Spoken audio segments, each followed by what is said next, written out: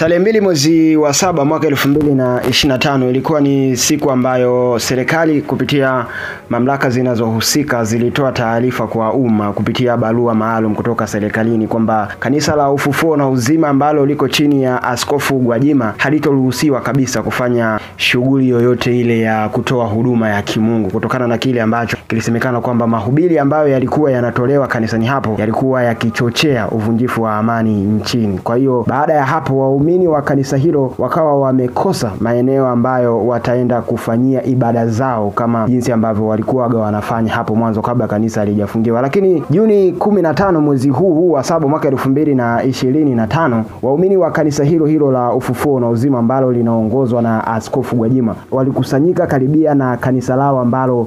walikuwa wanasalia kabla halijafungwa wakafanya ibada. Lakini hii leo tena Jumapili tarehe 22 mwezi wa 7 mwaka 2025 wakati waumini wa kanisa hilo la Ufufuo na Uzima ambalo liko chini ya Askofu Gwajima walipoenda katika yale maeneo kwa ajili ya kwenda kusalia, kukuta polisi wameweka magari yao katika eneo hilo huku wakiwafukuza kwa kutumia mabomu ya machozi ili wasiendelee kusalia karibu na eneo hilo kutokana na kile ambacho lishasemwa hiyo tarehe 2 mwezi wa 7 mwaka 2025 kwamba makanisa yote 2000 ambayo yako chini ya Askofu Gwajima hayatokuwa na ruhusa ya kufanya ibada yoyote ile mpaka pale ambapo tamko kutoka serikalini litakapotoka kusema kwamba makanisa ambayo yalikuwa yanaongozwa na Askofu Gwajima basi yameruhusiwa kwa ajili ya kuendelea kufanya ibada kama kawaida kama jinsi ambavyo walikuwa wanafanya hapo awali. Lakini hivi vyote vinakuja ni kutokana na kile ambacho kinasadikika kwamba mahubiri ambayo alikuwa anayatoa Askofu Gwajima yalikuwa ni mahubiri ambayo yanachochea uvunjifu wa amani nchini kufuatia kile ambacho kinachoendelea muda huu cha kupotea kwa baadhi ya watu na kutokujulikana ni mahali gani ambapo wamekuwa wanapelekwa. Sasa Askofu Gwajima katika kanisa lake siku 7 kwa ajili ya kuombea nchi na kuombea kile ambacho kinaendelea nchini kimekuwa hakina msingi wowote ule. Hii ni kutokana na mfululizo wa matukio ambayo yamekuwa hayaeleweki chanzo ni nini na kipi ambacho kimekuwa kinasababisha, na kumekuwa kuna mkanganyiko mkubwa sana. Wiki iliyoisha balozi wa kudumu nchini Tanzania, namzungumzia balozi Posi